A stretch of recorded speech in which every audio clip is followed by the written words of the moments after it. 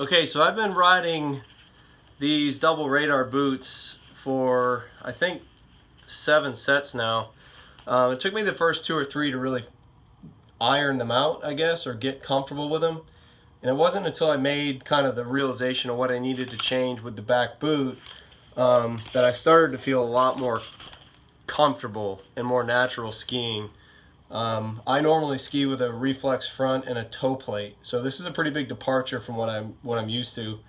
But I do have this set up to where I'm running quite a few 39s, and it really doesn't feel that different or that limiting right now. So the first thing that I do is I step in on my back foot and I come down and I make sure that I really tighten down on the top of the foot pretty much as I can. And I make sure that my heel is back in the pocket and that the liner's not slipped forward or anything as I snug that down. And the next thing I want to do is I'm going to flex forward into this boot, because what I want to have happen is the tongue to sit outside of the cuff. And the reason for that is I'm trying to develop and create some crash space in front of my shin so that there's nothing blocking it. There's absolutely nothing resisting my shin from being able to flex forward. And where that comes in and is really important is the transitions off the second weight coming out of the trough, where the attitude of the ski really changes a lot in all 3 dimensions of pitch, yaw, and roll. We want to be able to get our shin to move from one side of the ski and flex forward to the other without holding back the ski from what it's naturally going to do. So anyways, crank down on this top cuff, or sorry, the top of the foot. I'm going to flex forward and I'm going to snug the laces here, bring them up on the pins, and bring my lace down and tighten it up while I'm flexed into the boot, because I don't want to tighten it when I'm back here, because that's going to block me when I try to move forward. But again, the thing to look for is to make sure that the tongue sits outside of this upper cuff, not down inside. Okay, on the front boot, okay, I come in here. It's kind of the opposite, because I'm looking for a little bit more support in that upper cuff. And the same thing, make sure my heel is back. I'm going to tighten just a little bit in the crook of the ankle first with the upper lace, and then I'm going to crank down on top of the foot as much as possible without breaking anything.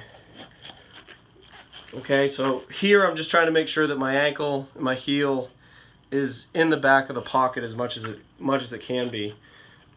And now what I look to do is I actually flex back, because I want this tongue to sit pretty deep into the cuff. This is not a hard shell, so there's a fair amount of mobility even when things are snug, but to translate the most amount of your leverage into the ski, we want to make sure that this front is the controlling lateral force.